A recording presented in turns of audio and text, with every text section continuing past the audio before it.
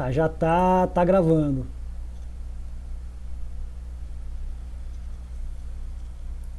Alexandre, quer você conduzir os trabalhos?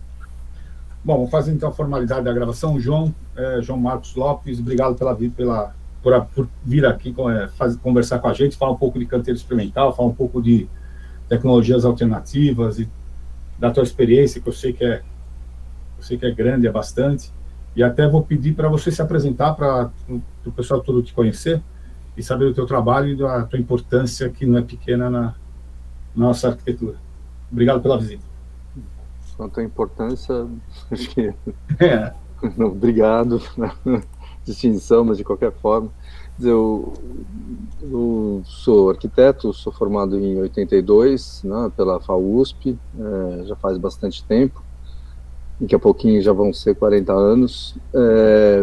Me formei arquiteto e desde o período da minha formação sempre trabalhei no escritório e dividi um escritório com o Vitor Amaral Lotufo, grande parceiro de muito tempo, foi com quem eu dividi o início da minha carreira profissional, e desde o início, assim, eu sempre fui vinculado à universidade. Então, já em 1983, eu atuava como professor de estruturas, né, na Escola de Belas Artes, no curso de Arquitetura da Belas Artes, e desde então eu não larguei mais a universidade, né? Por um breve período, né, pouco tempo, de 86 até 1990, que eu fiquei fora, mas já em 1990 retornei como professor da São Judas, depois na PUC de Campinas, um breve período na Unimep, em Piracicaba, e depois na Escola da Cidade e, posteriormente, no Instituto de Arquitetura, que era a antiga Escola de Engenharia, e a gente se separou e o Departamento de Arquitetura virou Instituto de Arquitetura. Eu estou aqui na USP, em São Carlos, desde 1999. Desse período para cá, me graduei, fiz a minha pós-graduação, eu era mestre, na época era possível ainda, né, me inserir no ensino superior mesmo com mestrado, só com mestrado, e depois fiz meu doutorado aqui na filosofia, em São Carlos, na Universidade Federal de São Carlos, e estudei as questões relativas à concepção de técnica e tecnologia a partir do ponto de vista da filosofia. Depois fiz minha livre docência aqui, já no Instituto de Arquitetura e Urbanismo, um dos primeiros aqui a fazer minha livre docência aqui, no período, né, de transição entre a Escola de Engenharia e o Instituto de Arquitetura. E mais recentemente, no ano passado, eu conquistei aqui meu título de professor titular, né, com uma banca, enfim, cheguei meio que no topo da carreira aqui, uma coisa que foi meio que acontecendo aí. Paralelamente, né, eu sempre trabalhei com habitação popular, né, e o Chico conhece bem, o Alexandre também, foi quando a gente teve estabeleceu os nossos vínculos aqui. A gente nem adianta te chamar de Magal, né, Alexandre? Porque ninguém sabe quem é Magal, mas... fica à vontade. O pessoal, se não descobrir, vai descobrir em algum momento, então fica à vontade, não tem problema. Era um cantor, o Sidney Magal. Mas, enfim, a gente sempre trocou muito, né, as nossas dificuldades, agruras e empenhos aqui na mobilização de esforços para a produção da moradia através de processos autogestionários, né? Isso desde quando eu me vinculei ao Laboratório de Habitação da Belas Artes, né, em 83, ainda que informalmente, né, e desde então, né, depois com a passagem, né, do Laboratório de Habitação, né, para a Unicamp, né, então eu atuei também como técnico da Unicamp, no Laboratório de Habitação da Unicamp. Fui responsável por algumas obras e alguns projetos que hoje estão lá na Unicamp, no Restaurante do Lago, participei moradia estudantil, enfim, os projetos, né, que, no final das contas, fazem alguma referência lá na Unicamp. E, posteriormente, saindo da Unicamp, a gente fundou a Usina, né, que é uma organização não governamental que atua e trabalha com movimentos populares organizados em torno da produção habitacional desde 1990. A usina é de junho de 1990 e completou este ano 30 anos, ainda que com muita dificuldade, né, com muitos percalços. Tá? É uma entidade parceira de uma que o Alexandre participou também. O Chico integrou a usina, a equipe da usina, por diversos períodos. E, enfim, eu estou colocando essas questões por dois motivos. Né? Quer dizer, assim, a questão da produção habitacional, e aí particularmente o acompanhamento do canteiro de obras e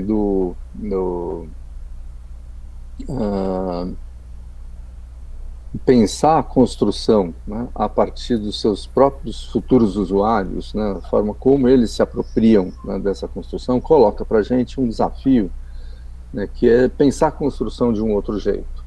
E o fato de pensar a construção de uma outra forma implica também a gente rever alguns processos, né, que são muito caracterizados, né, pela ordem opressiva, né, do canteiro de obras. Então, a gente tem uma hierarquia muito dura, né, no canteiro. A gente tem processos muito violentos, né, que estão instituídos ali no canteiro de obras. Especificamente, assim, é fácil de vocês pensarem, né, assim, que basta a gente imaginar que um saco de cimento no Brasil, né, ele pesa 50 quilos. Né, isso é proibido em outros lugares. Né, assim, um saco de cimento pode ter no máximo 40 quilos, né, em outras circunstâncias, né, do mundo aí. Porque carregar 50 quilos é uma coisa muito difícil, né? Imagina, e é uma coisa inerte, né? Não é carregar uma pessoa de 50 quilos, né? A pessoa ainda ajuda, né? Assim, se comporta de uma outra forma. Ali o saco de cimento é um saco de cimento, né? Uma coisa absolutamente que a vontade dela é ficar no chão, né? Então, tirar esse saco de cimento do chão é realmente uma operação bastante custosa, né? Demanda muita força, muito esforço. Enfim, uma ferramenta qualquer, uma enxada, né? A gente já sai em desvantagem, né? Porque a enxada pesa, né? Ela, né, no mínimo, levando aqui em consideração, né, padrão, né, qualquer, entre 7 e 10 quilos, né, uma enxada, né, e a gente já tem que começar a trabalhar, né, usando, inclusive, força física, né, para que a ferramenta funcione. Quer dizer, é uma extensão do corpo e, por conseguinte, também uma exigência, né, do próprio corpo na manipulação da própria ferramenta, né. E assim por diante, né? Assim vai. Essa é uma grande questão. Né? E quando a gente começa a falar, né, de um outro possível canteiro de obras, né, também a gente tem que estabelecer, né, um outro padrão, né, também de comportamento na hora do projeto. Né? Então, como é que eu penso o projeto? Né? Como é que eu penso as decisões? Como é que eu realizo as decisões, que eu efetivo as decisões, né, para a opção que eu vou fazer num determinado sentido ou no outro, né, levando em consideração, né, justamente uma outra caracterização, né, do canteiro, né, um outro jeito de pensar o canteiro de obras. Eu vou fazer uma apresentação aqui para vocês.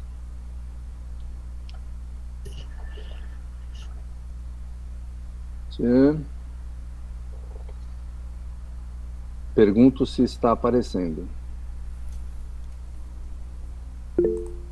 Está aparecendo, sim. Eu vou tentar uma coisa aqui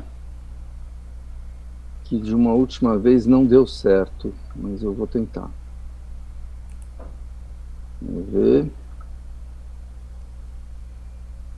A tela tá preta ou vocês estão vendo? Preto. É isso. Saco. Continua, né? Continua. Nossa. Tá, então deixa eu voltar aqui. Isso funcionava. Voltou a aparecer? Sim. Eu acho que funciona quando você põe tela cheia antes de como é que é? Compartilhar a apresentação. Aí eu acho que deve funcionar. Mas tudo bem, acho que tá legível, não tem problema. Eu vou voltar aqui. Deixa eu tentar, porque...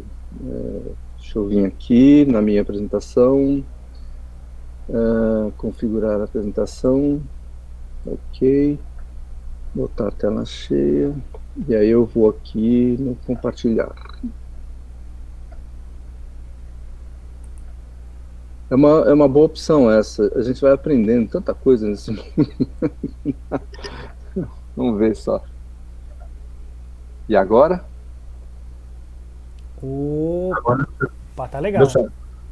Beleza, porque assim eu não perco o chat. Se alguém tiver pergunta, manda a pergunta aqui pelo chat e eu consigo assim enxergar. Deixa eu só fazer o chat aparecer. Pronto. Deixa eu voltar aqui. Tudo certo? Todo mundo vendo? Perfeito. Eita saco. Pronto. Então vamos lá. Nessa perspectiva, né, de pensar um outro canteiro, uma outra prática, quer dizer, é muito difícil a gente enfrentar uma série de oposições, né, que são normalmente muito comuns, né, nos cursos de arquitetura. O desenho, ele se autonomizou em relação ao canteiro, e isso é um processo histórico, vem de muito tempo. Né, a gente não tem o controle disso, né, muitas vezes parece uma coisa absolutamente natural. Né, mas o desenho, ele acaba negando, né, o canteiro de obras como uma instância da qual ele faz parte. Né? Quer dizer, a gente, imaginando que o produto, né, da arquitetura, a construção, ela é o que determina efetivamente assim, a existência da própria arquitetura, ela não necessariamente exige, né, o desenho. A construção em si, ela não implica, né, necessariamente no desenho. A gente tem costume, né, de falar assim, não, mas ficaria melhor, né, se tivesse o desenho e tal. Sim, catedrais enormes foram construídas, né, sem que o desenho da forma como a gente conhece hoje, né, ele não existia. Assim, imagina o Panteão. Quem é que foi que desenhou o Panteão, né, em Roma? Quer dizer, isso, né, é uma obra da arquitetura mundial e que não necessariamente passou pelo desenho. Essa separação entre o desenho e o canteiro, né, ela é tematizada pelo professor Sérgio Ferro, não é nenhuma novidade aqui, né, e essa separação, ela é um processo, né, que tem origem, né, justamente na forma como as ordens precisam ser encaminhadas para o canteiro. Ensina aqui o professor Sérgio Ferro. Peraí, eu já chego no Sérgio Ferro. Ensina aqui, por exemplo, o Inácio Parício, né, na construção da arquitetura, um autor catalão, ele falando do processo de projeto arquitetônico em relação às técnicas construtivas, né? Como é que o projeto se relaciona com essas técnicas, né? A construção, diz o Parício, que é uma condição necessária, porém não suficiente, né, para a gente ter arquitetura. Eu estou fazendo, inclusive, o discurso contrário aqui, né? O exercício projetual é criar e envolver o projeto com limites de razoabilidade, né? Então, pensar se as coisas param de pé, se os materiais que eu estou utilizando são os mais adequados, se os sistemas vão funcionar, se eu, ao ligar um interruptor, a luz vai acender, e assim por diante, né? E, por outro lado, o projeto ele auxilia, né, na abertura dos leques de possibilidades de desenho, né, a partir de um repertório inesgotável, né, que a gente pode trazer aqui, contribuindo para o sucesso ali daquela construção. O Parício, ele evoca, né, nesse texto dele sobre a construção da arquitetura, ele evoca a tríade vitruviana. Não sei se vocês já aprenderam isso, né, mas o Vitrúvio, lá de longe, na época do Império Romano ainda, né, o Vitrúvio, tido assim como um dos primeiros arquitetos, né, ele dizia, né, que a arquitetura, para parar de pé, ela seria regida, né, por esse tripé: utilitas, firmitas e venustas. Utilitas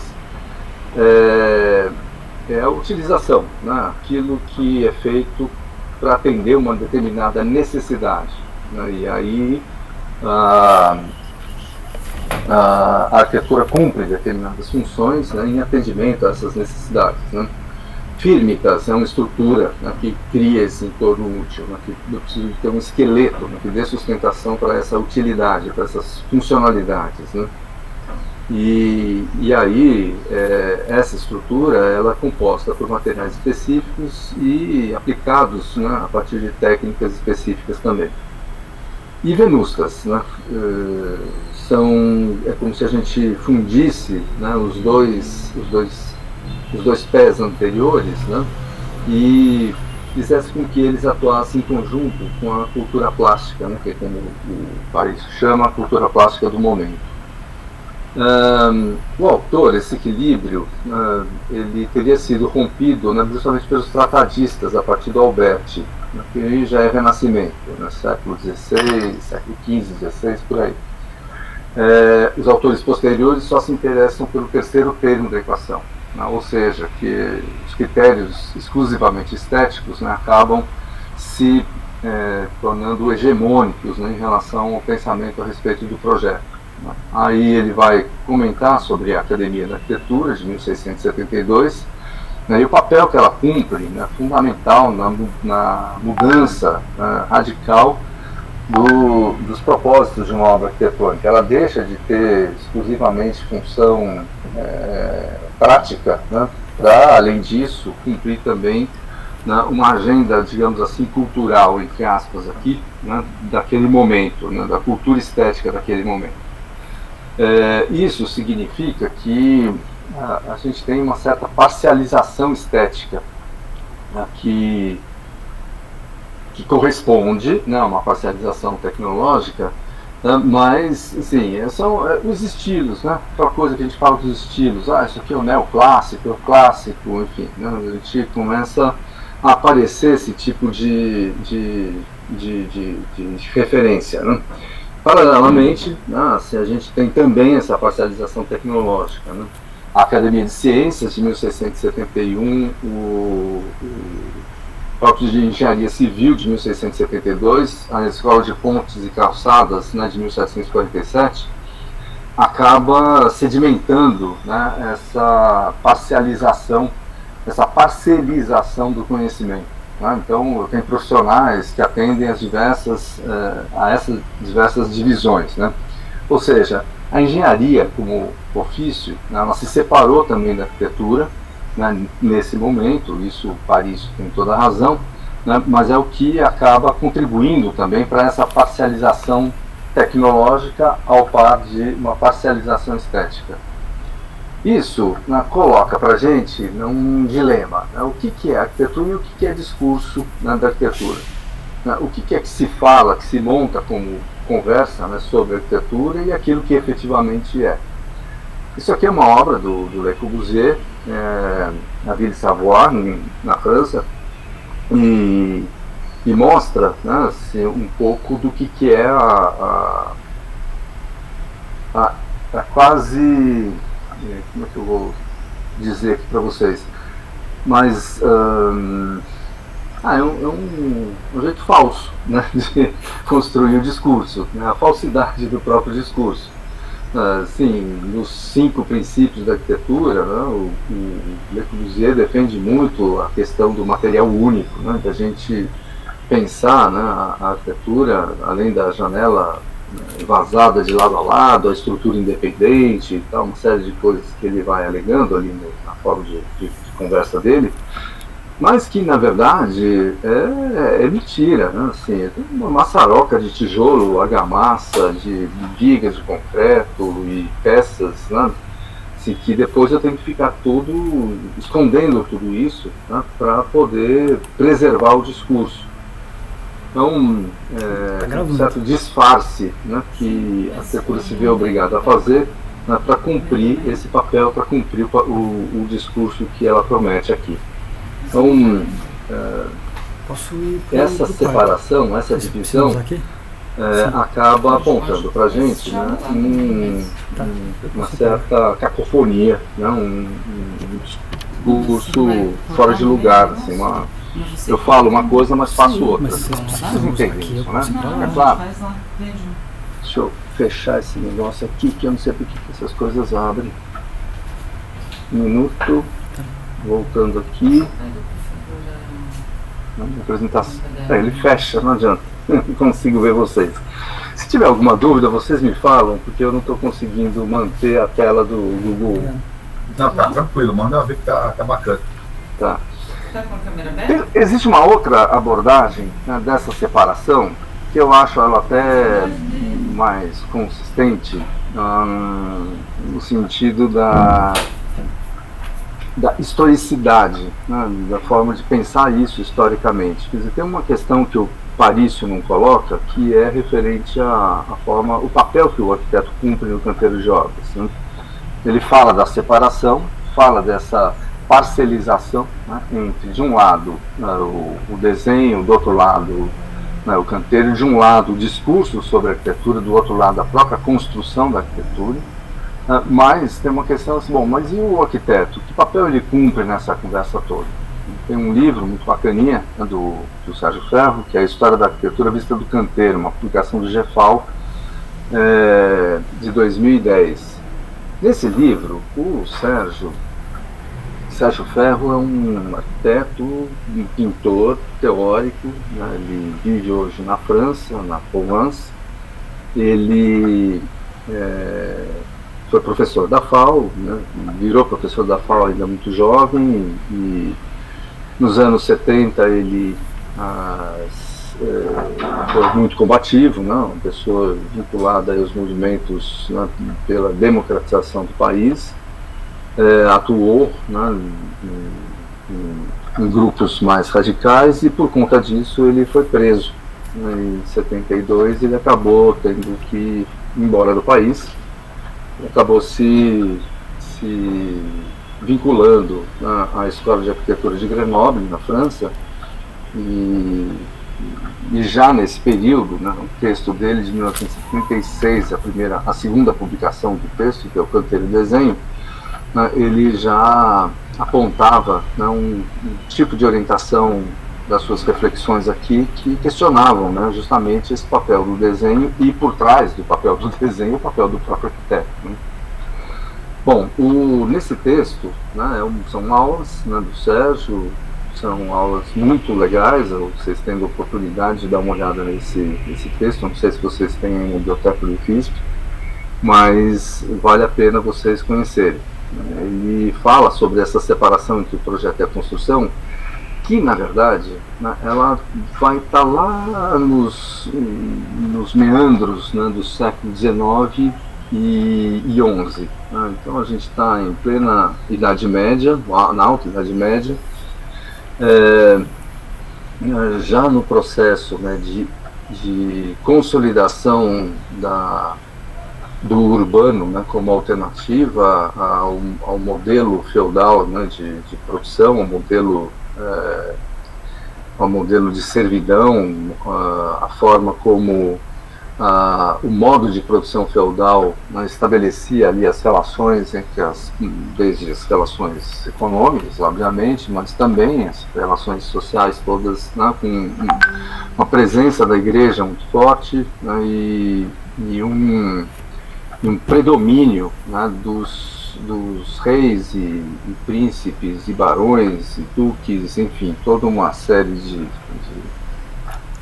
de nobres, né, que na verdade eram donos não só da terra, mas também das pessoas. Bom, nesse período, as corporações medievais atuavam, né, muito na construção de catedrais, muralhas e castelos. E isso significava, nesse período, né, uma coisa que a gente nunca para pensar, assim, que ao construir catedrais, ao construir muralhas e castelos, uma quantidade infinita, né, de gente mobilizada naquela construção.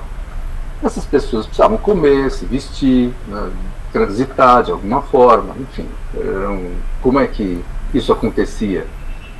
Assim, ou seja, a construção de catedrais, mobilizando muita gente, né, investindo muito tempo, né, de trabalho naquelas obras, naqueles canteiros, né, necessariamente essas pessoas, ao se alimentarem, movimentavam um mercado adjacente, né, de víveres, né, e de comida, de coisas, roupas para se vestir, tecidos, enfim, uma série de mercadorias, né, que necessariamente tinham que transitar, circularem ali naqueles centros, né, naqueles nascentes núcleos urbanos. Né. Isso significa que ao construir catedrais, muralhas e castelos, eu estou trazendo uma grande quantidade de valor, né, de valor em termos genéricos, né, para esses nascentes núcleos urbanos. Né.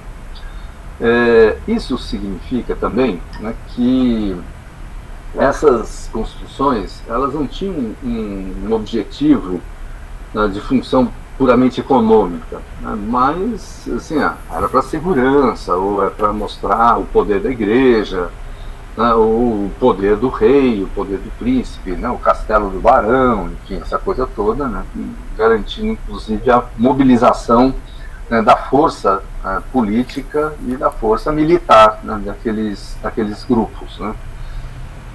Isso, sim, com certeza, a função aparente, né, daquelas construções. No entanto, elas funcionaram também como um motor da acumulação primitiva do capital. Ou seja, ao trazer esse monte de valor para dentro desses núcleos urbanos, eu vou acumulando, né, valores, recursos. Né, e os comerciantes, né, compõem o grupo que mais se beneficiou nesse momento, nesses centros nascentes, né, nesses centros urbanos nascentes, que mais se beneficiou desse intercâmbio. Né. Então, e além disso, também outros grupos que emprestavam, né, moeda, emprestavam ouro, valores, né, para poder garantir a construção, né, que estava sendo realizada naquele lugar. Isso significa que essa riqueza, né, ela circulava, né, pagando todo mundo, materiais, operários, né, e assim eles comiam, se vestiam, consumiam a produção local, constituindo dessa forma um mercado urbano.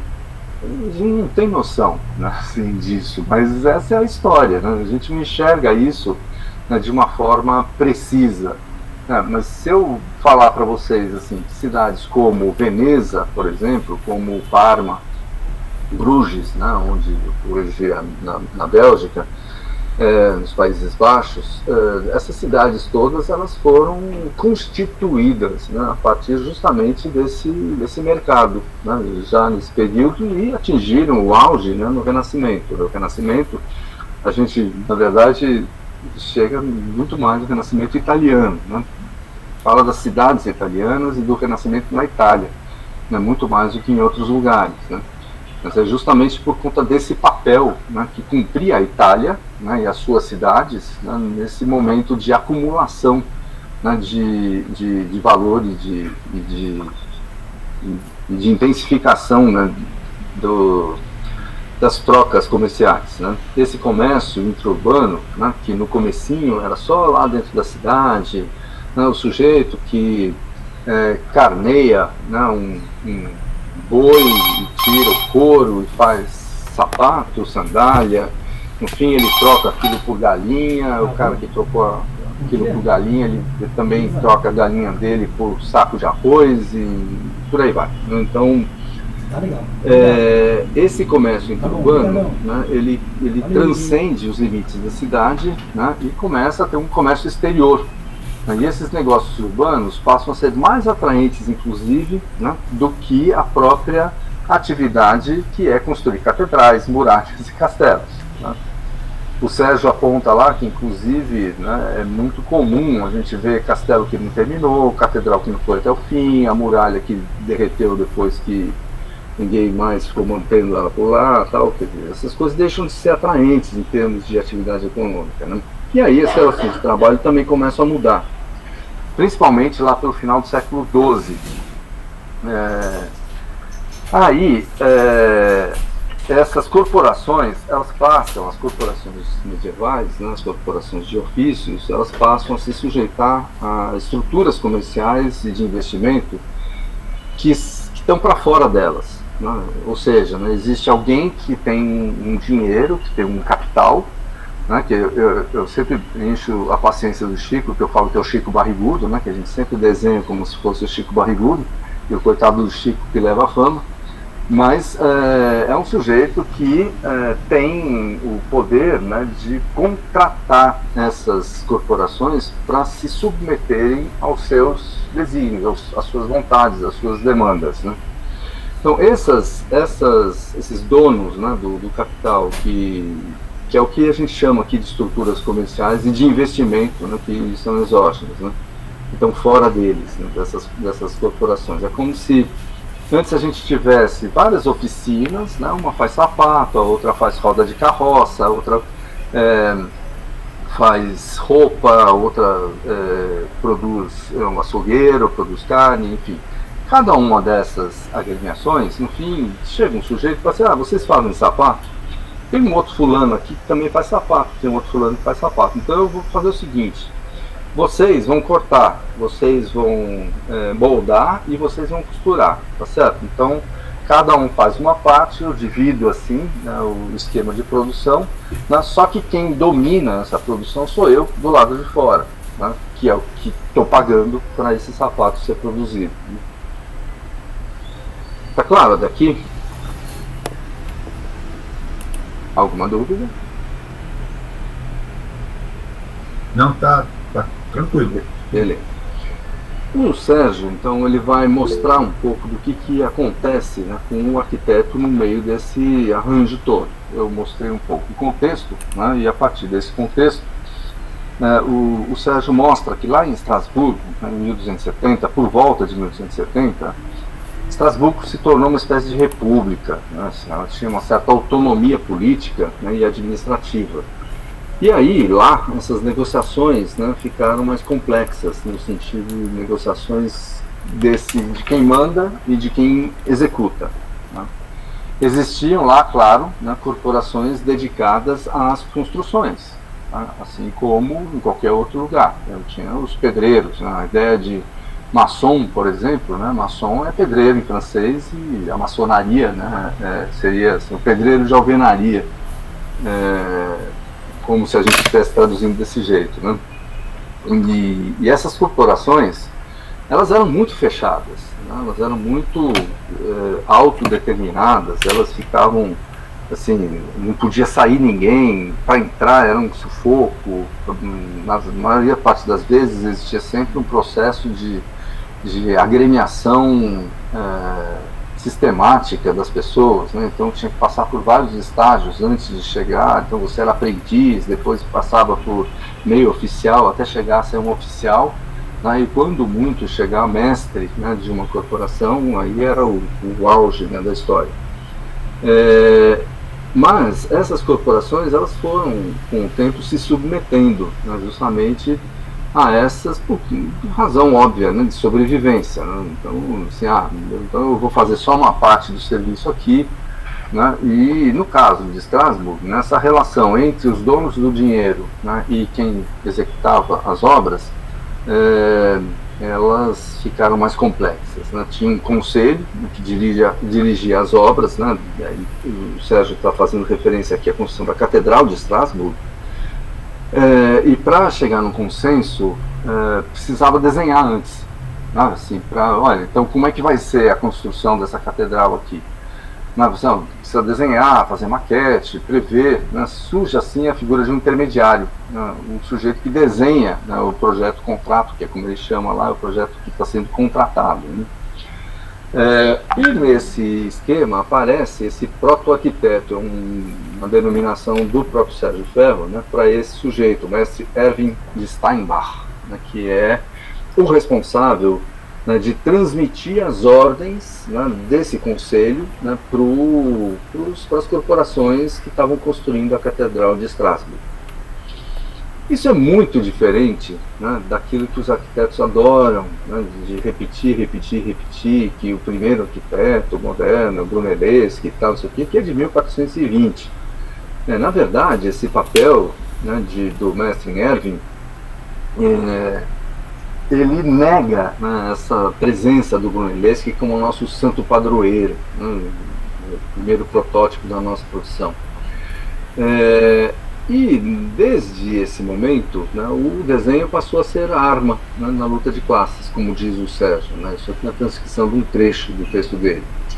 E começou saindo de mansinho do canteiro, do qual era até então o momento, né, e logo, entusiasmado com a visão do todo que possibilitava e com os encantos de sua liberdade gráfica, se afastou das exigências técnicas do trabalho e dos materiais, que, entretanto, ele comanda.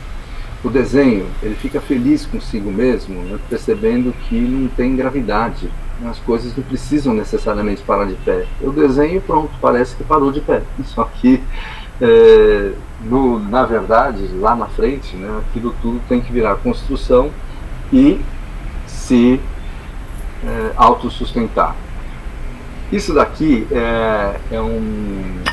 a Academia de Belas Artes, né, na França, é uma sala de maquetes, para vocês terem ideia, né, do que isso acabou virando. Né? Então, assim, a experimentação, né, do desenho no sentido de, eu estou dando um salto histórico aqui, mas para perceber como que aquela proto-atuação, né, do arquiteto, né, acaba chegando, né, num virtuosismo, em termos de plástica, né, na arquitetura, né, de tentar aplicar princípios da arte, né, na produção da arquitetura, negando a sua condição de construção. Bom, eu fiz aqui um apanhado geral, né, mostrando para vocês como que a arquitetura ela acaba promovendo essa separação entre o desenho e o canteiro, né. O Sérgio, ele fala que o desenho ele se separa e se torna autossubsistente, ele mesmo se autoalimenta, né, e com isso ele nega o canteiro. Ele diz que o canteiro é uma coisa que infelizmente a gente vai ter que passar para poder ter arquitetura. Então, é um pouco a ideia dele, né? No sentido contrário, né, como é que a gente consegue retomar ou reestabelecer, né, o canteiro, né, a partir da sua determinação física, né, ou seja, como que ele, né, pelo fato de eu, no canteiro de obras, eu ter que levar em consideração todos os fenômenos físicos, né, que garantem a estabilidade de uma construção, a existência de uma construção, né, como que ele pode ser pensado de um outro jeito, né, e constituir uma lógica distinta daquela, né, que mantém o desenho separado e uma forma de pensar, né, que não passa, né, justamente pelas limitações, né, que estão dadas pelo canteiro. Limitações que eu digo são potencialidades, né, no fundo, assim, são limitações, mas são só questões, as coisas eu não consigo construir um telhado, deixar ele pairando no ar sem sustentação alguma para depois botar as paredes embaixo. É óbvio, tem que começar pelas paredes, a fundação, paredes, para depois pôr o telhado. Isso são limitações do mundo físico, né? Não estou dizendo assim, não, o canteiro realmente constrange o desenho. Não é isso, pelo contrário, né? Ele permite a gente, né, potencializar, né, o próprio desenho, na medida em que ele se conciliaria, né, com o desenho numa outra conjugação aqui de esforços.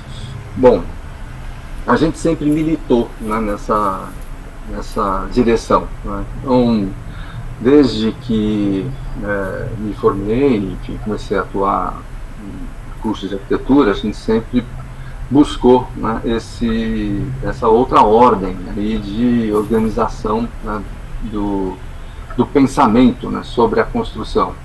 E é muito difícil trazer isso, né, para dentro dos cursos de arquitetura. Hoje um pouco menos, né, mas assim, já foram muitas dificuldades, né, assim, era uma coisa esotérica, assim. Eu lembro isso em 95, quando a gente começou a montar um canteiro na PUC de Campinas, né, a gente sempre era considerado como uma festa, assim, uma coisa esotérica, assim, de construir coisas que, no final das contas, muito pouco rebatia, inclusive, nas disciplinas de projeto, por exemplo. O projeto ignorava aquilo lá, simplesmente, e assim a gente chegava, né? A gente dava aulas no primeiro ano, né, mas chegava lá no quinto ano, o aluno perguntando para a gente como é que punha uma estrutura dentro, né, da sua arquitetura. Falou, mas a gente não ensinou para vocês que essas coisas nasciam juntas lá no primeiro ano, né? Bom, mas enfim, vou mostrar aqui para vocês rapidamente, né, um pouco do que é esse percurso. Aqui é o Laboratório de Habitação da Belas Artes, né, de 82, ele funcionou entre 82 e 86, né, foi uma oportunidade única, né, que a gente teve dentro de um curso de arquitetura, né, organizado, né, por esse sujeito aqui, que é o professor Jorge Caron. Né, recentemente a gente teve uma homenagem a ele, que ele foi professor aqui em São Carlos, né, saindo da Belas Artes ele veio aqui para São Carlos. Aqui é o prédio onde funcionava a Belas Artes, na Pinacoteca do Estado. Aqui é a sala do Laboratório de Habitação e aqui é o Recanto da Alegria, né, onde a gente trabalhava lá com os moradores da favela, né, e almoçava com eles lá os domingos. Isso aqui sou eu e aqui está o Vitor Lotuto sentado na ponta da mesa, o Marinho, enfim, pessoas que estavam ali no contexto do laboratório. Foi única por conta justamente dessa possibilidade que a gente tinha de associar o desenho, né, com o canteiro jovens. Nessa circunstância a gente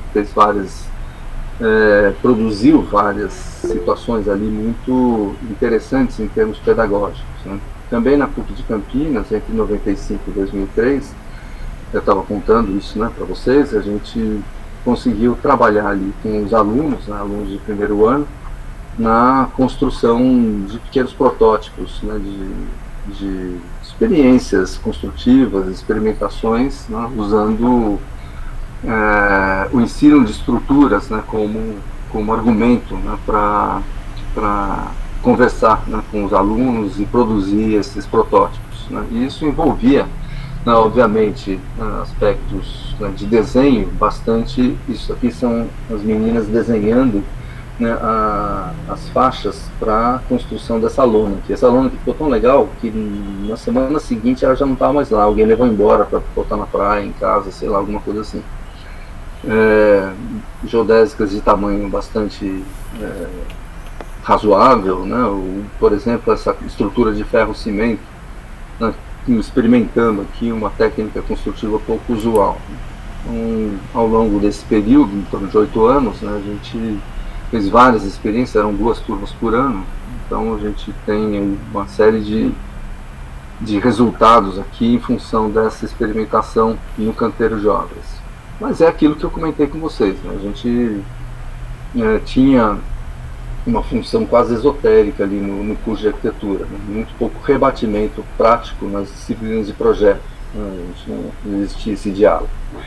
Já que a partir de 1990 até em torno de 1990 a 2003, eu fiquei meio confuso aqui, porque é um período que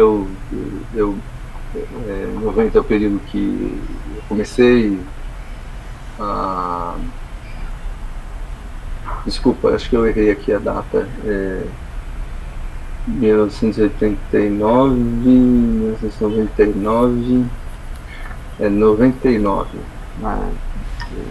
É que eu botei 1990 por conta também do curso de projeto do primeiro ano, ter essas experiências já antes de eu me agregar ao primeiro ano aqui do Instituto de Arquitetura, né?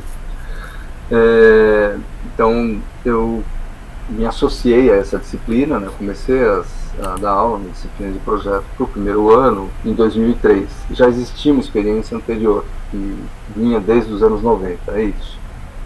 Mas, a partir de 2003, a gente aprofundou, né, essa experiência, né, justamente no sentido de tentar implementar aqui uma visão mais prática, né, do ensino de projeto. Então, essa é uma das primeiras, né, experiências que a gente faz com os alunos, né, que é a construção de um módulo de habitat, né, bastante simples, que é a própria roupa, usando recursos o mais enxutos, né, possíveis, assim, papel, fita crepe, eventualmente alguma coisa em tecido, até às vezes por demanda dos próprios alunos, né, para abrir um pouco a quantidade de opções. Aqui são o que a gente chama de aparatos vestíveis, né, são buscando, né, já estender um pouco mais, né, o alcance desses objetos, né, tentando fazer com que eles desenhem um espaço, né, com que eles configurem um espaço, né, a partir da sua movimentação. Isso virou uma festa, né, na história. E depois, no final do curso, né, a gente produz também uma grande maquete, né, de uma avenida central aqui em São Carlos, da própria Avenida São Carlos, e em função da discussão de opções, né, de alternativas construtivas, tal, a gente propõe uma intervenção nesse contexto, né, no contexto urbano, uma intervenção real, construída na cidade. Então, a gente procura, tem o canteiro, né, o momento do canteiro, mas ele é sempre um momento de pré-fabricação, né, de desenho, né, e produção dos elementos construtivos que serão instalados, né, no contexto da cidade. E aí tem uma plaquinha, enfim, explicando o que é cada uma dessas construções. A gente fica uma semana, a gente desmonta isso tudo aqui e devolve lá para o Instituto, né. Mas é um momento interessante, assim, na cidade, por conta justamente de ter esses elementos implantados, né. A gente parou, assim, agora mais recente, obviamente por conta da pandemia, né, esse ano não tivemos, e no ano passado a gente teve um pouco de dificuldade, né, por conta de mobilização, né, da própria universidade em termos de viabilizar material para isso, né, as dificuldades econômicas, enfim. Bom, e paralelamente a isso tudo, em 2008 a gente começou uma experiência aqui que é o Canteiro Escola. É uma iniciativa, né, que a gente fez uma atividade de extensão. Montamos aqui um curso, né, um curso com em torno de 120 horas, né, de carga horária. E no Canteiro Escola, na primeira edição, a gente fez de propósito isso, né, claro. A gente colocou no mesmo ambiente didático trabalhadores da construção civil, inclusive mulheres, né, que trabalhavam no mutirão aqui de São Carlos, junto com estudantes da graduação. Então tinha, por exemplo, o seu Adão, um carpinteiro, né, sentado aqui do lado do Finê, que era o monitor aqui dessa disciplina. O Zé Arlindo, né, um mestre de obras que depois atuou bastante, trabalhou bastante com a gente depois disso. E, enfim, são vários. Esse aqui é um parceiro nosso na condução disso, que trabalhava na TEIA, né, que é uma organização não governamental aqui de São Carlos, também professor hoje na Unicef. E aí era isso, né, uma coisa muito bacana que a gente tinha. Nossa, a foto estourou. A gente tinha uma relação de apoio, né, para os exercícios, né, didáticos da teoria. Os meninos na graduação ajudavam muito. Um exercício simples, né, de compensação de volume de terra, por exemplo, entre corte e aterro. Então com isso a gente conseguia com que os estudantes, né, contribuíssem, né, com os trabalhadores aqui na solução, né, no encaminhamento, na prática mesmo, né, na dinâmica do trato teórico com os números e com os cálculos, né. Por outro lado, no canteiro de obras, eles eram os dominavam o ensino, né, das coisas. Então, esse aqui, o seu Adão, ele ensinando como é que, né, colocava prumo, né, num pontalete, como fazer para desenhar um gabarito. Zé Arlindo ajudando aqui, né, justamente na marcação, né, e definição dos cortes para a gente executar aqui um muro de arrimo e um platô, né, no qual a gente construiu as nossas experiências ali, né. Então essa iniciativa a gente não conseguiu levar ela até o final. A gente acabou o tempo e a gente não conseguiu sair dessa situação aqui. No entanto, só o fato, né, de ter construído esse muro de arrimo, né, e ter levantado essas pequenas paredes aqui, serviu de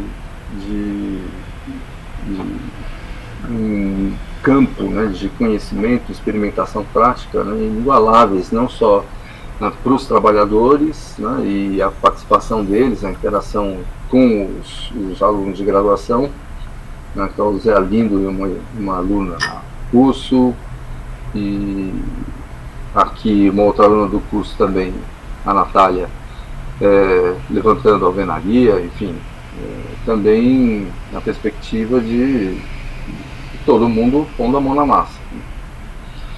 A partir dessa experiência, em 2011, a gente recebeu uma visita aqui de um mexicano, né, o Ramon Aguirre Morales, né, ele é arquiteto e construtor. Ele se autodenomina arquiteto e construtor e faz essas coisas incríveis, né, usando tijolo. Né, são processos de construção de abóbodas, né, que a gente são abóbodas tabicadas ou abóbodas autoportantes, né.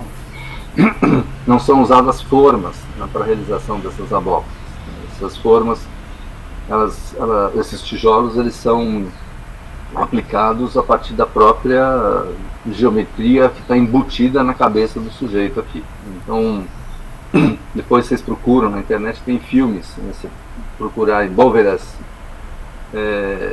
mexicanas, vocês vão encontrar lá filmes, né, desses mestres bovedeiros, né, construindo essas abóbadas. É bem interessante. O Chico e o Alexandre depois põem vocês em contato com isso, se é que já não colocaram. A argamassa para fixação desses tijolos não tem mistério. É uma argamassa com muita cal. Né? Então, com terra, cal, argila, e ela é muito babenta, assim, ela é bem líquida. Então, com isso, eles conseguem colar 4 tijolos e eles pararem. Né? A impressão que dá com essa argamassa, o jeito que eles produzem essa argamassa, é que se passar uma nuvem na sua cabeça, você tacar um tijolo lá, ela vai grudar. Ele vai grudar na nuvem. Então, aderente, né? Quão aderente ela é. Esse aqui é o Ramon, né? O nosso mestre bovedeiro aqui, né? Falando dos tipos de abóbadas, né? Porque assim, não é abóbada. Não, são várias geometrias diferentes, né? E possibilidades de constituição dessa forma, né, em função do posicionamento dos tijolos. Né. A gente usou justamente aquela base que a gente tinha construído na primeira edição do Canteiro Escola, a gente usou aquilo, né, como condição para poder dar sustentação para as experimentações com as abóbadas. Né. E assim foi, em novembro de 2011, né, o tal do Canteiro de Abóbadas, né, onde o próprio Zé Arlindo, que tinha participado lá da primeira edição, estava aqui, né, também. Tinha um outro rapaz aqui, que era pedreiro do campus, né, participando, tinha outros. Aqui a ideia não foi mais para estudantes de arquitetura, né, e menos para trabalhadores, mas mesmo assim Zé Arlindo e essa outra pessoa participaram aqui da produção das abóbadas. Né. Aqui estão o conjunto das abóbadas lá executadas, né, ao longo desse período, foi mais ou menos uma semana de trabalho. E na sequência, né, a gente também, aproveitando a visita de um grupo, de 2 professores, né, em 2013, da Universidade de... eram os professores Kinzo Nakao e Shinya Yamada, da Tajima Technical Institute, aqui no Japão. Os caras vieram para cá sem falar nada, absolutamente nada de português, né, só falar no japonês, mas aqui aproveitando o conhecimento de japonês que a coordenadora do grupo ABS tem, e mais uma orientanda, né, que também sabia falar o japonês, a gente montou esse curso da taipa japonesa, que é conhecida como Tsuchikabe, né, que é esse ideograma aqui, esse conjunto de ideogramas, esses dois ideogramas, né, que é a taipa japonesa. É impressionante assim, a quantidade de ferramentas específicas, né, para cada tipo de operação, né, e o resultado que isso tem, né, em termos de qualidade mesmo, né? Então aqui são os dois professores, né, aqui a Kemi Gioka e a Kemi Ino. A Kemi Ino, minha colega, doutora, coordenadora também do grupo ABS, junto comigo, né, ela é a fundadora do grupo, e aqui a Kemi Gioka, por coincidência o mesmo nome da Kemi Ino, né, mas que foi a responsável por trazer os dois professores da Tajima. Aqui é o lugar onde a gente, aqui no campus da universidade, né, que a gente trabalhou com a produção, né, dessa taipa. Tem todos os processos aqui de mistura da terra, de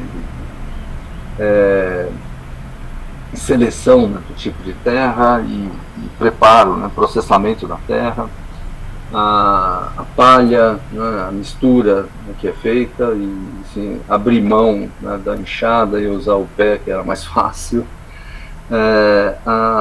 O preparo das peças, né, para constituição da estrutura, né, de apoio da taipa, que o professor quis trabalhando na confecção da estrutura, né, da ossatura aqui impressionante, para cada coisa ele tinha uma ferramentazinha diferente, enfim. E aqui o barreamento, né, dessas estruturas, né, e o resultado final. E impressionante, assim, a qualidade dessa taipa é uma coisa assim, indizível. Pouco mais para adiante, em 2013 também, a gente trabalhou num canteiro escola, né, que era para produzir uma habitação popular, né, com madeira e terra. Foi num assentamento aqui em São Carlos, um assentamento rural.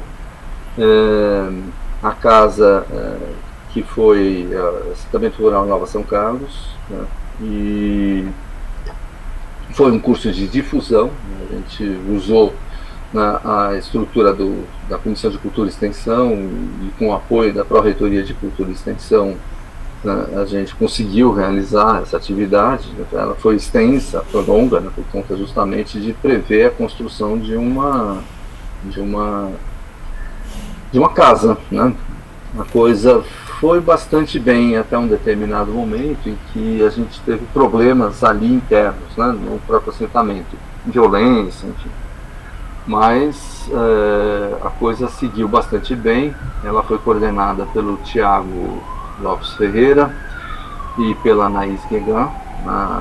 O Thiago hoje é pós-doc aqui no Instituto, a Anaís faz doutorado em cotutela, né, me orientando um processo de cotutela, e o Thiago está sob minha supervisão. E nesse momento aqui, né, essa casa, ela agregou, né, essa atividade, né, e o trabalho de diversos alunos. Esse aqui é o dono da casa, a mulher dele, e aqui é o Thiago, que estava coordenando essa atividade. Aqui o momento de reunião, o almoço está já embaixo da cobertura. Todo o material utilizado aqui, né, ou foi madeira roliça que foi doada, ou os próprios assentados que conseguiram produzir essa madeira. Isso aqui que vocês estão vendo são restos de pallets, né, assim, muito pouca coisa foi comprada efetivamente aqui, né, para poder fazer a casa. A terra lá do lugar mesmo, forma de aplicação aqui, né, dos materiais. Isso aqui também é pallets, né, da Volkswagen, uma fábrica da Volkswagen que tem aqui em São Carlos. Eles doaram esses pallets e foi a partir deles, né, que a casa foi sendo fechada, né. Isso internamente, experimentação de diversas soluções em termos de vedação, né, em termos de estruturação da terra, né, e mantas, aplicação de mantas, né, para poder garantir maior desempenho térmico, né, da casa. Enfim, tem pouca coisa aqui além disso, né, porque justamente nesse momento aqui começou a ter problemas no assentamento, né, de relação interna deles lá, e a gente precisou levantar acampamento. Mas o Gilson, que é o dono da casa, mora lá hoje. Ele deu um jeito de terminar a casa da forma que foi possível. Uma outra experiência, um pouco mais para adiante, né, foi o Canteiro História, né, o Canteiro Escola destinado a compor uma experiência prática a partir de um curso, né, de História da Construção, né, que eu, a Kemi, o Suzuki e a professora Aline, né, professora de História aqui do Instituto, a gente propôs essa atividade, né, e realizou com os alunos, como vocês estão vendo, de novo naquele nosso canteiro, né, naquele espaço que a gente depois construiu as abóbodas, fez a primeira base, construiu as abóbodas. E, na verdade, aqui foi experimentar, né, o que eram aqueles exemplos, né, de construção. Aqui é uma abóboda de cruzaria, aqui é uma treliça do paládio, com várias soluções, né, por exemplo, o que é um arco pleno, um arco ogival, né, enfim, como que cada dessas soluções se realizavam na prática, né. Enfim, dessas experiências, né, a gente está agora, né, montando, né, uma outra que foi agora no final do ano passado, no meio do ano passado, né, a gente fez um canteiro escola de tecnologias construtivas de baixo carbono. Eu consegui juntar aqui 5 alunos, né, de graduação, que a partir de um edital de iniciação tecnológica a gente foi contemplado, e a partir desse trabalho, a gente conseguiu, deixa eu mostrar aqui, que eu acho que talvez seja melhor. Eu estou no meu horário aqui, né? Deixa eu ver aqui de novo.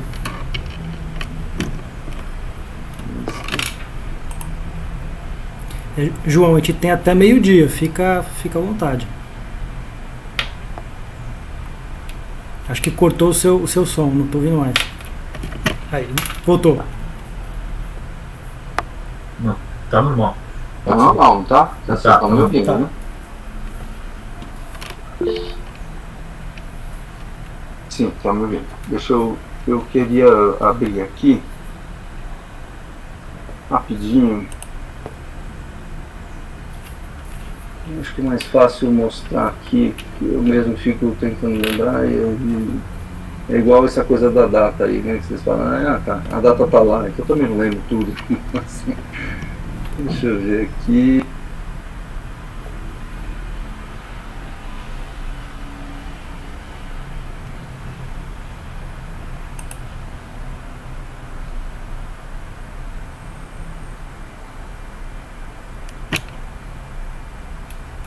Oxi.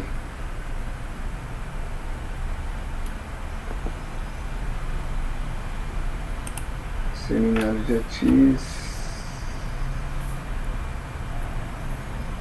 Aqui.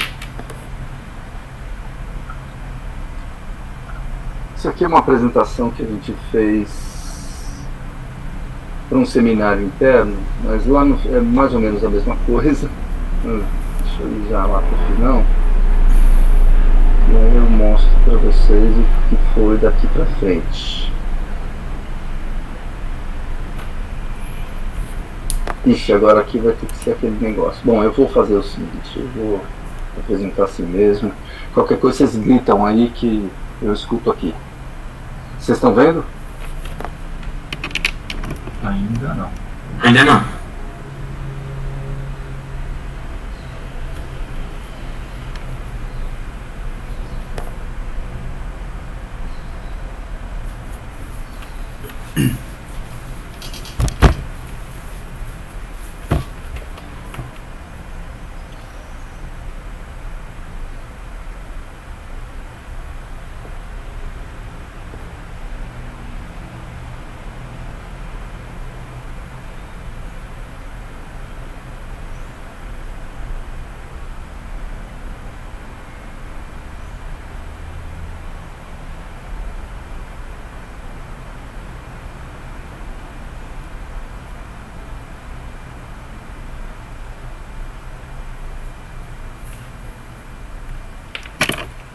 montou esse curso de tecnologias construtivas de baixo carbono. A ideia era discutir infraestrutura verde, construções com bambu, construção com terra, construção com madeira, bambu, terra, madeira e elementos, né, de sustentabilidade, enfim. A gente conseguiu fazer o módulo de bambu e o módulo de infraestrutura verde. E aí veio a pandemia. E a gente não conseguiu terminar a parte de terra. A gente chegou a começar a parte de terra, não terminou, e a parte de madeira. Né? E a questão de sustentabilidade foi ficando pelo meio do caminho também. A pandemia atrapalhou bastante aqui. Mas enfim, para o módulo bambu, a gente projetou, né, um pórtico triarticulado, uma estrutura porticada que fez várias experimentações, né, tentando pensar como estabelecer, organizar os nós, né, para essa estrutura. Em função disso, a gente chegou nessa solução, que é um trifuso, né, um parafuso de 3 pontas, né, que nele a gente conseguia, a partir da perfuração de uma cinta metálica, aquelas que para prender tubulação em poste, né, usando uma maquininha de esticar essa cinta, né, a gente conseguiu um reforço, né, criar esse reforço na ponta do bambu. Aqui é só uma experimentação, né, a gente procurou sempre colocar próximo do nó, né, do nó do bambu, né, para isso ter um pouco mais de resistência do próprio material, né, do bambu. Aqui é a primeira experiência, né, a primeira perna do pórtico, né, ela tinha, cada barra dessa tinha 3,30 metros. Então o vão total aqui ficava em torno de 8 metros, né, considerando que isso aqui tem uma certa inclinação.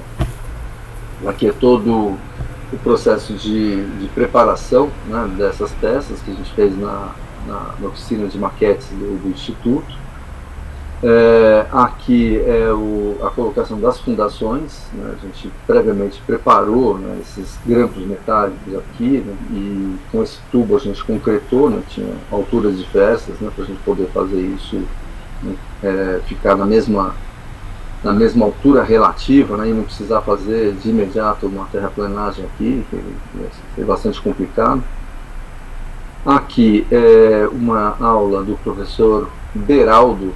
Ele é um especialista em construções com bambu e em bambu, né? Vocês podem ver aqui na mesa dele a quantidade enorme, é um aficionado, assim, adora conversar sobre bambu, enfim, a vida dele é dedicada ao bambu, ao cultivo, à utilização. Ele sabe, conhece as propriedades físicas, químicas, como transformar isso em alimento, enfim, é o professor Antônio Beraldo, professor, né, ele foi professor há bastante tempo, ele já é aposentado, professor na universidade aqui, na cidade de São Paulo, enfim, é um sujeito que vale a pena vocês mais para frente aí conhecerem, se é que já não o conhecem. Aqui é uma visita que a gente fez, né, a Toceiras, né, conhecer as características, né, do bambu em loco, né, no lugar onde eles são produzidos, né, na natureza.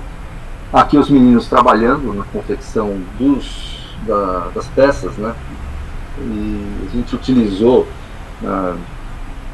o princípio, né, das conexões metálicas aqui, mas todas elas produzidas, né, aqui no próprio Instituto. E com isso chegou o dia da montagem, né, montagem dos pórticos enfim, né, de montagem da estrutura como um todo aqui. O que impressionou bastante, eu fiquei muito impressionado, né, com essa estrutura, é a leveza dela. Uma oportunidade, né, com um técnico aqui do laboratório, a gente foi lá pesar uma perna dessas daqui. E a gente descobriu que a perna pesava 12,5 kg. Né, ou seja, cada pórtico desse tem 25 quilos. Ou seja, a gente tem 125 quilos, o que é menos do que 3 sacos de cimento. Uma estrutura que pesava menos que 3 sacos de cimento, cobrindo em torno de 112 metros quadrados de área. Assim, isso é fantástico. Na construção, a gente conseguir chegar com uma estrutura tão leve. Né? Claro que ela é muito, assim, nesse momento aqui, ela é muito estável, né? a gente depois colocou aqui as cunheiras, enfim, fez uns contraventamentos no outro sentido, que permitia a gente, inclusive, subir nela. Uma estrutura muito leve, mas que era bastante resistente. Agora, atualmente, a gente, por conta da pandemia, a gente não conseguiu levar adiante, né, a cobertura desse galpão. Né, porque a ideia justamente era a gente construir esse galpão, cobri-lo, e a construção com terra fazer aqui embaixo. Né, e depois desmontar essa estrutura, levar para outro lugar, né, e construir outro pedaço, enfim, né, a coisa toda poder ser replicada. E a pandemia acabou atrapalhando aqui os nossos planos. Vocês veem assim que ela é apesar da articulação aqui no meio, a articulação no pé, no outro pé, né, por isso um pórtico triarticulado, era uma estrutura muito rígida, muito estável em termos de estabilidade geral assim da construção, que é um momento de confraternização que sempre tem que ter.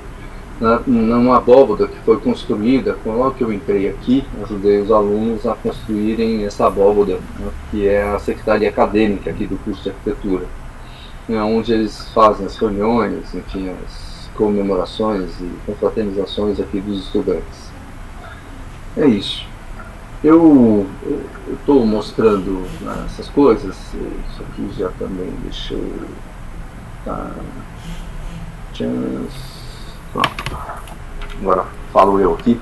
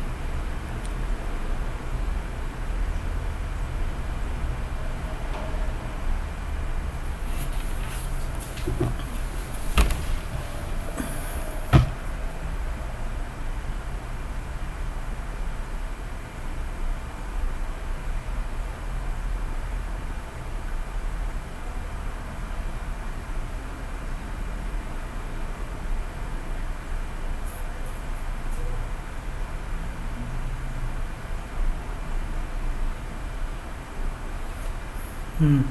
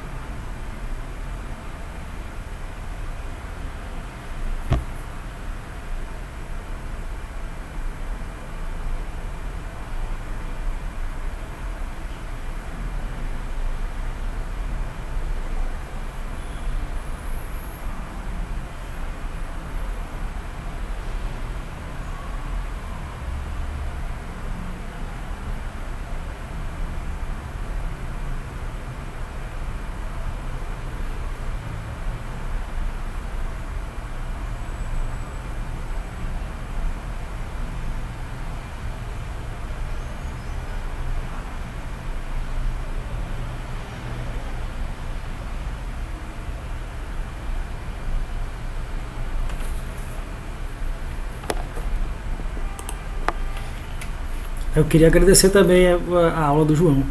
Foi muito boa. Ainda tem mais um tempinho ainda que dá para continuar, gente. Ó. São 11h35. Ainda tem mais um tempo de aula. Eu vou dar uma olhadinha aqui no que foi dito. O William falou, ó, conhecemos o Sérgio Ferro. Oi. Pronto. Não.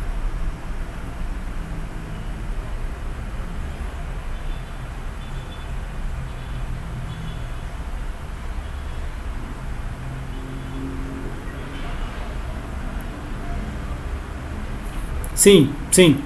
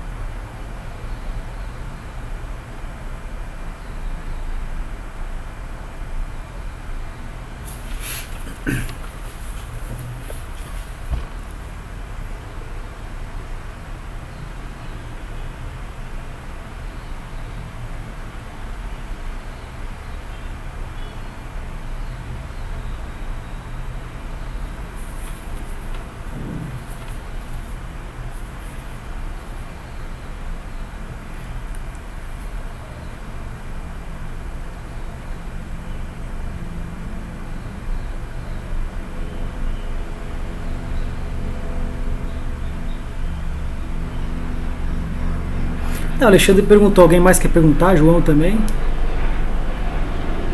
Fique à vontade.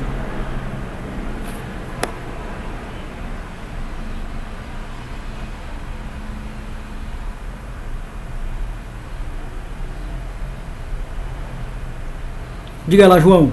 O João que apareceu ali na câmera agora. Cadê o estudante?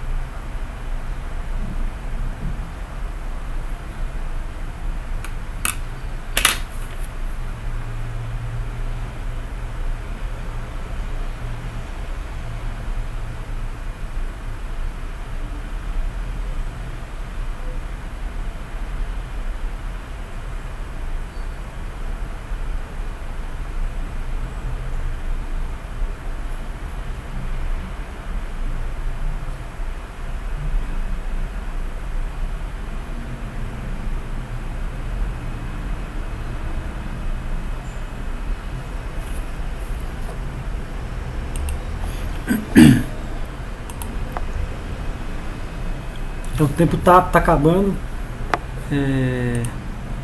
Mas mais alguém dos estudantes, se quiser, levante a mão agora ou cale-se para sempre.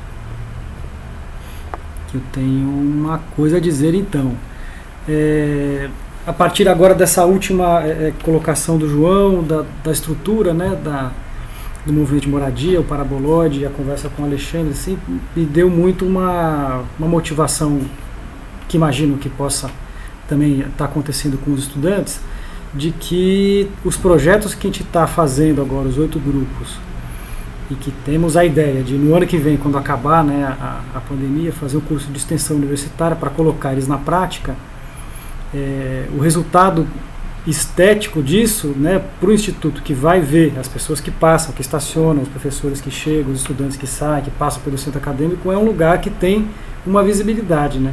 Então, o impacto que aquilo que a gente está projetando aqui, ele vai sim ter lá na frente, quando estiver pronto, é uma coisa muito importante, é super considerável, assim, né? Essa foi a fala do João, né, contando a história desde dos tempos mais antigos. Essa aula foi super importante para a gente ter a noção da onde que a gente está se enfiando, qual a importância disso para nós, né, no processo de aprendizado, e o que é isso também dentro do próprio Instituto Federal, né, do curso de arquitetura. Então, não sei, assim, para mim foi uma conversa incrível, João. Eu acho que casou assim muito, muito bacana com o momento que a gente está com eles, né, de debater o que eles estão projetando e aquilo que a gente vai executar lá, como que isso aparece, como que isso é feito, qual material, qual o custo, todas essas discussões. Então,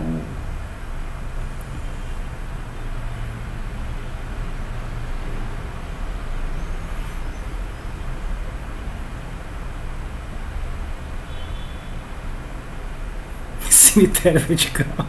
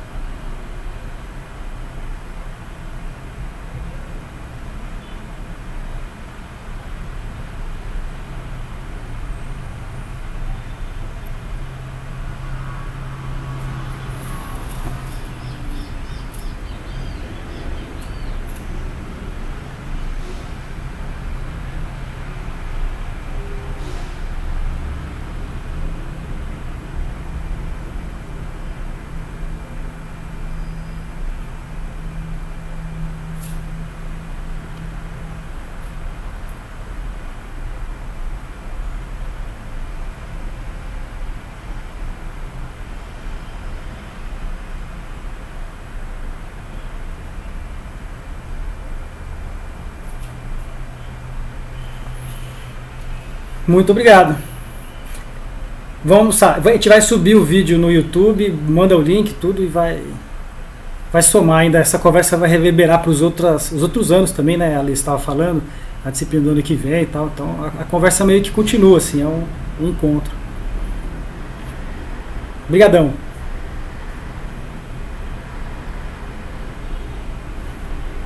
Tchau, tchau, valeu.